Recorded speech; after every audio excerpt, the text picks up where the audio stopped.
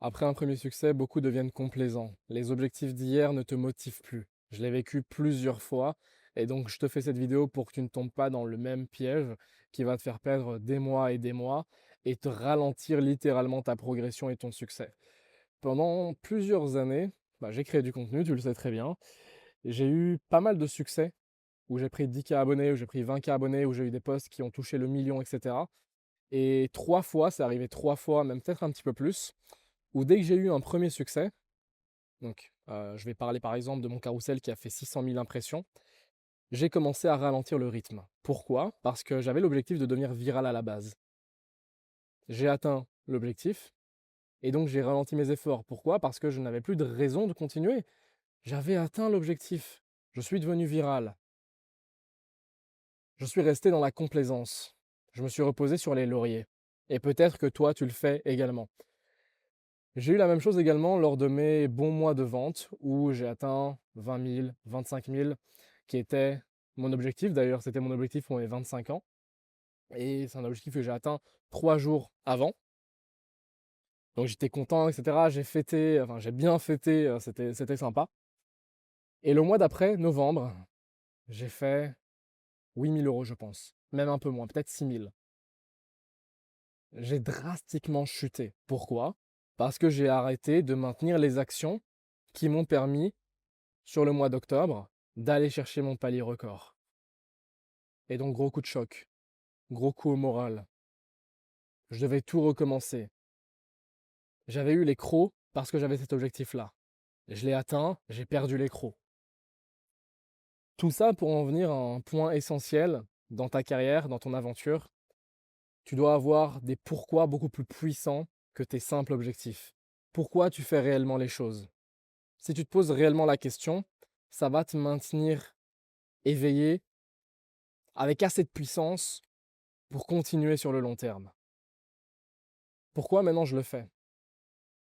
Moi je pense à ma famille, par exemple, dont j'ai pas envie qu'elle connaisse à nouveau la pauvreté, parce qu'on a grandi dans la pauvreté. Je viens de là, et c'est ça qui m'a donné assez d'énergie pour en sortir et briser ce cycle. J'ai pas de diplôme, etc. Donc c'était vraiment en fait le seul plan A, quoi. Soit ça, soit la rue. Donc ça, c'est un des pourquoi que j'ai dans mes intérêts personnels, dans mes pourquoi personnels, on va dire. Le deuxième qui est plus un pourquoi professionnel, et j'en ai parlé lors de la dernière vidéo, qui est l'impact que je veux avoir sur la vie des gens. J'ai envie de changer quelque chose dans ce monde. J'ai envie que eux comprennent ce que moi j'ai compris. Et ça me pousse à me lever le matin, ça me pousse à créer de nouvelles choses, lancer de nouveaux projets, à faire les actions que j'ai faites au début, qui étaient plus personnelles, et maintenant je le fais pour également les autres. Troisième point, qui est un de mes troisièmes pourquoi, là je te partage un petit peu tout ça, mais c'est un peu personnel et on sait pas grave, c'est l'héritage. J'ai toujours eu cette envie de richesse générationnelle, où je vais léguer quelque chose à mes enfants. Bon, là maintenant je commence à y penser parce que j'ai 25 ans, mais j'y pensais pas du tout à 18 ans, à 18, 19 ans, j'en avais rien à faire. Mais maintenant, je commence à penser à ce que je vais léguer. Les personnes qui seront le petit enfant que moi j'étais au début, qui peut-être voulait rouler en supercar avec son papa à 8, 9 ans, tu vois, mais à la place simplement aller dans un marché d'antiquité, à être dans les cartons, etc. Enfin, c'était mon enfance, tu vois, 14, 15 ans, 16 ans, etc. Je travaillais dans une petite brocante, tu vois.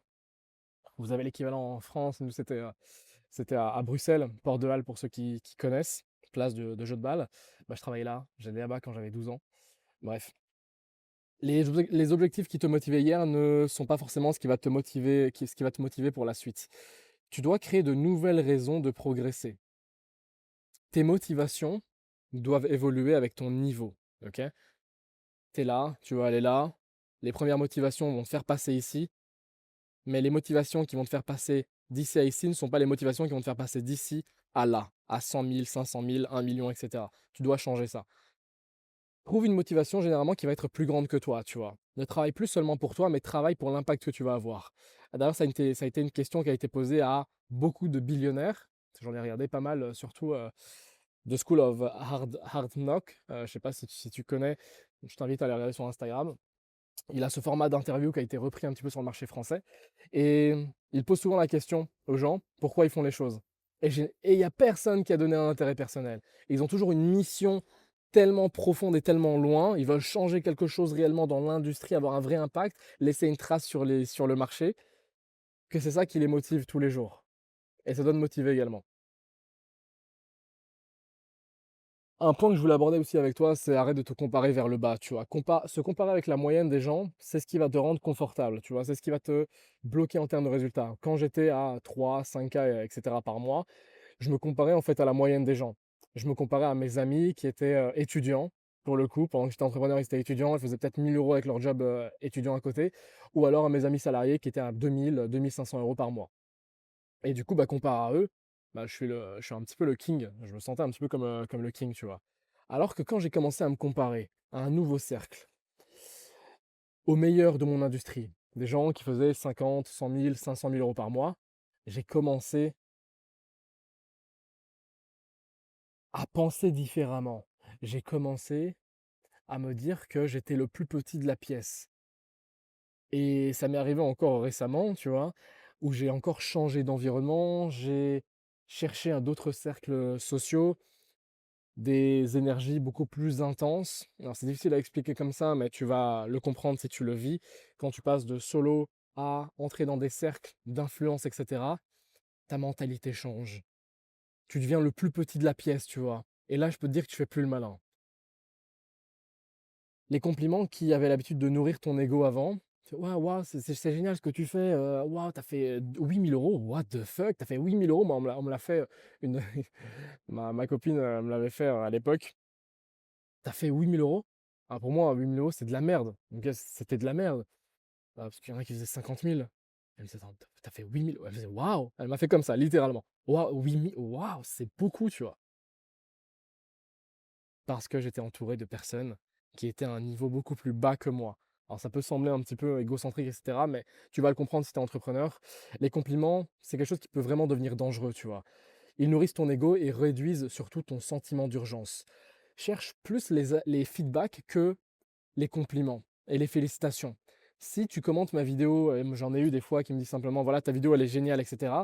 Ok, c'est sympa, tu vois, mais je m'en fous. Si par contre tu me dis, ok, ta vidéo était sympa, mais au début je trouvais que c'était un petit peu ennuyeux, il manquait peut-être un peu d'illustration, etc. Mais sinon, top. Là, j'ai de quoi itérer, j'ai de quoi améliorer mes process. Et là, j'apprécie ton feedback, j'apprécie ton commentaire. Note ça si jamais tu commentes mes vidéos. Cherche un petit truc. Bien sûr, je te demande pas de me détruire, ok? Détruire littéralement la vidéo et me dire que c'est de la merde. Non. Essaye d'être constructif. Et pareil dans ta vie avec tes pairs entrepreneurs, etc. Un autre point que je voulais aborder avec toi, c'est de calculer ton vrai coût de la liberté. Combien te faut-il réellement pour vivre sans travailler? Tu vas faire un petit peu les mathématiques. Construire du patrimoine, notamment, c'est quelque chose qui va t'y aider. Euh, c'est un truc que, notamment, je travaille actuellement. C'est OK, je sais comment construire du revenu. OK. Ton expertise, tu monétises. Mais à un certain moment, quand tu passes les 5 chiffres par mois, il faut que tu commences à construire du patrimoine, de l'investissement. Des endroits où tu vas pouvoir mettre ton argent à la place qu'il dorme pour qu'il te ramène quelque chose à la fin, tu vois.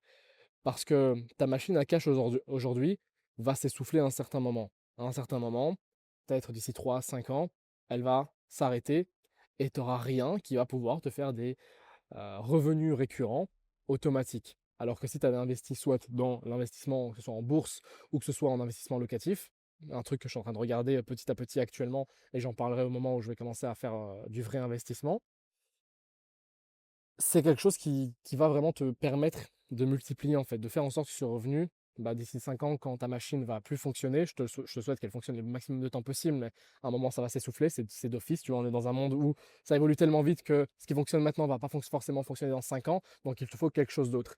Il faut que ton revenu passe dans des actifs réels. Donc le patrimoine, l'investissement sont des vrais leviers justement de liberté.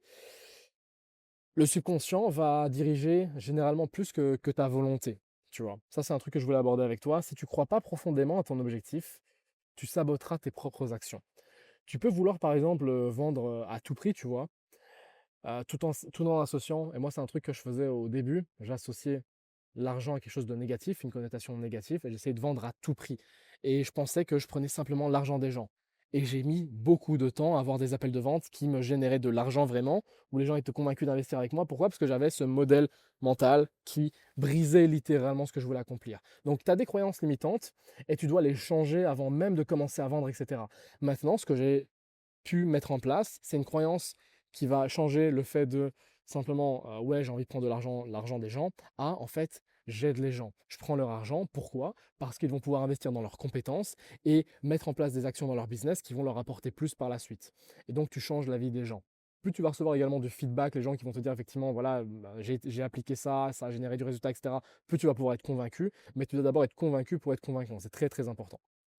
Il faut bien que tu comprennes qu'en fait, tes croyances limitantes, elles travaillent souvent en arrière-plan.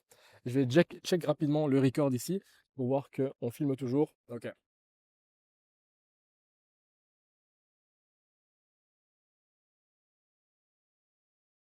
L'état d'esprit qui m'a le plus aidé, c'est ce calme. Le calme est un avantage compétitif dans ton milieu. Les personnes qui sont constamment occupées n'ont pas le temps de réfléchir. Si tu passes 16 heures dans ta journée à simplement être un exécutif, sans avoir des moments où tu vas te poser et réfléchir sur tes actions, tu vas avoir du mal à performer sur le long terme. Au lieu de simplement passer du temps à exécuter, à kill ta to-do list, sache que les meilleurs dirigeants ne font pas ça. Les meilleurs dirigeants passent beaucoup plus de temps à penser qu'à être productif. Être occupé, ça ne veut pas forcément être productif, tu vois. J'avais ce biais de me dire que si aujourd'hui je faisais toute ma liste de tâches, je serais productif. Et donc je me sentais bien. Alors que je passais du temps sur des actions qui n'impactaient pas forcément mon business, des petits trucs débiles, mettre en place ceci, ou des petits trucs qui n'avaient que des impacts minimes sur mon business.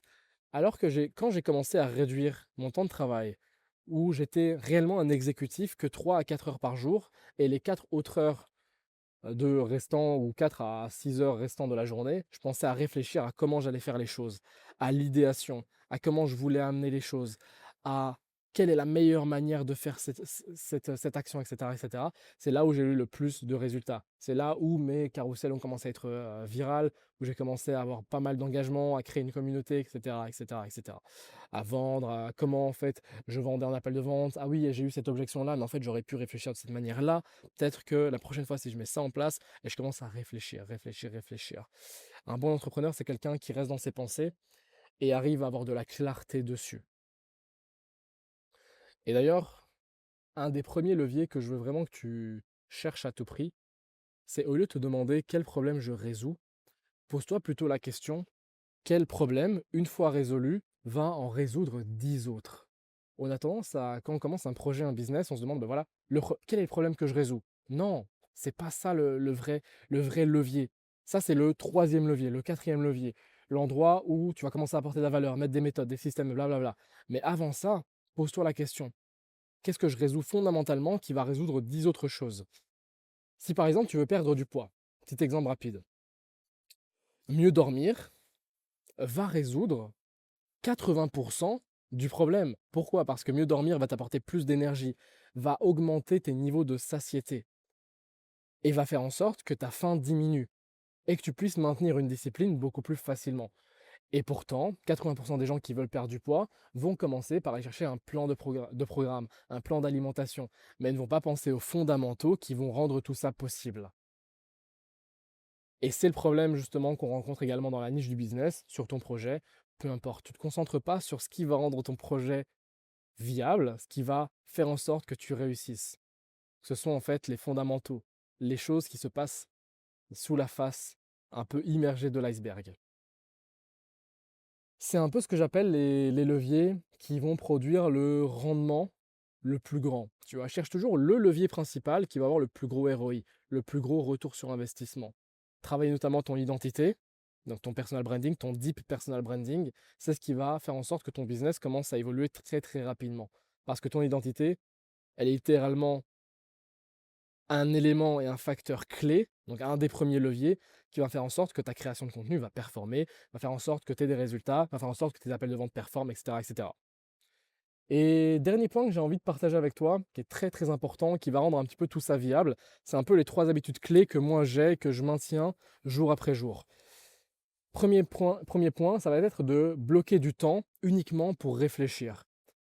On vient d'en parler, mais réfléchir, c'est très très important. Essaye de bloquer du temps. Moi, par exemple, les moments où je réfléchis, ça va être en fin de journée où je termine mon sauna vers 20h, 21h à peu près. Je termine 20 minutes de sauna. Je vais me poser au bord de la piscine, sur le transat, et je regarde l'horizon. Je commence à réfléchir, à refléter ma journée, à voir ce que je peux améliorer la journée d'après, qu'est-ce que je vais faire, etc., etc. Alors, je sais que je te vends un cadre magnifique comme ça, etc., quand je te le dis. Mais ça a commencé avec moi allongé dans mon lit, à regarder un mur blanc, à regarder l'horizon, à aller au parc, à m'asseoir sur simplement un banc. Tu vois, c'est pas forcément pour faire le gourou de la spiritualité et du développement personnel, on s'en fout, mais les vraies actions qui ont eu un vrai impact. Après, ton cadre va s'améliorer, ton cadre de vie, ton cadre de réflexion va s'améliorer, je te le souhaite vraiment. Mais au début, ça peut être simplement toi assis quelque part dans le silence complet. Deuxième point, ça va être, et là je sais que ça va sonner vraiment gourou de développement personnel pour le coup, mais c'est la gratification. Alors, pas la gratification, pardon, la gratitude, pardon. La gratitude quotidienne. Je parlais de gratification justement tout à l'heure lors de mon dernier réel. La gratitude. En tant qu'entrepreneur, on pense souvent aux résultats, les actions que je dois faire, blablabla. Mais ce qui va faire en sorte que tu sois convaincu, pour être notamment convaincant, c'est de savoir l'impact et de le réaliser, l'impact que tu as sur la vie des gens. Moi, par exemple, très souvent maintenant, je vais regarder mon dossier de gratitude. Alors, mon dossier, en fait, de preuve sociale au final. Je vais regarder ce que j'ai pu apporter aujourd'hui comme conseil qui a eu un impact pour quelqu'un. Par exemple, récemment, c'était Adrien, où on a eu un appel de 30 minutes de coaching sur la création de contenu, où vraiment il bloquait, il avait pas ce... Il y avait un switch qu'il n'avait pas, tu vois. Il faisait du contenu, il s'inspirait des contenus, des formats virals, etc., etc. Mais il n'avait pas la vision, il n'avait pas le truc, il n'avait pas le petit élément déclencheur qui allait rendre tout ça possible, faire en sorte que son contenu performe beaucoup plus, qu'il y ait beaucoup plus d'incarnation de son personnage dedans. Et donc, on a eu un appel, et à la fin, il m'a dit quoi? Il m'a dit, merci, heureusement qu'on a eu cet appel parce que ça a changé ma vision. Et ça, c'est dans mon dossier, du coup, un peu de preuve sociale de gratitude, où j'ai un vrai remerciement, où j'ai eu un vrai impact dans la vie de quelqu'un. Et je t'invite vraiment à avoir un dossier comme ça où tu vas compiler tous les impacts que tu as eus. Et comme ça, tu vas te rappeler à chaque fois de pourquoi tu fais les choses. Et tu vas être convaincu de ta méthode. Et tu vas pouvoir être convaincant pour les gens qui ne te connaissent pas. C'est pour ça que j'arrive à être convaincant, j'arrive à parler avec de l'énergie, j'arrive à parler avec assez de clarté pour te prendre d'un point A à un point B. C'est parce que j'ai ces routines-là. Troisième point qui va aussi rendre tout ça possible, c'est la méditation quotidienne. Pas dans le sens où tu penses, où tu es comme ça et tu dis ah oh, mais tu regardes le vide, bref, pas dans ce sens-là. La méditation, ça peut se passer n'importe où tu es dans le calme, tu es assis dans un environnement calme, au parc, sur ton lit, allongé, peu importe. Là maintenant, je pourrais dans un moment de méditation où je parle un peu tout seul face à la caméra, où j'articule des idées, etc. Mais la méditation, le seul objectif, surtout en tant qu'entrepreneur, c'est d'éliminer toutes les pensées parasites, d'éliminer toutes les distractions. Tu as une idée, la garder en tête, et tout ce qui arrive comme ça, tu l'élimines. Tu es un peu du taekwondo, tu vois. Tu commences à éjecter toutes les idées directement. Boum, tu as cette idée-là centrale, il y a ça qui arrive, les factures, blablabla, hop, dégage, j'en ai pas besoin. Ah oui, mais tu vas pas être capable de ça, hop, tu dégages. Non, j'en suis capable, je me reconcentre. C'est ça la méditation. Je t'invite vraiment à faire ce travail tous les jours. Ça va entraîner notamment ta discipline. La méditation entraîne la discipline. Elle t'apprend à rester immobile, à résister aux distractions notamment. Si tu maîtrises ton attention, tu vas pouvoir maîtriser ton business. La paix intérieure va souvent précéder tes résultats. Et ça, tu dois vraiment le comprendre. Beaucoup pensent que quand j'aurai réussi, je serai serein, je serai tranquille, j'aurai la paix. Et moi, je préfère inverser un petit peu cet ordre-là. Me dire plutôt, bah, je vais créer cette paix maintenant, je vais être serein maintenant. Et j'aurai plus de chances d'être successful, de réussir. Donc la conclusion de tout ça, c'est que les résultats ne viennent pas uniquement de ce que tu fais. Elles viennent souvent, donc ces résultantes viennent souvent de qui tu deviens sur le trajet, de la version 2.0. Et quand ton identité, ton état mental et tes actions sont alignés, les résultats suivent naturellement.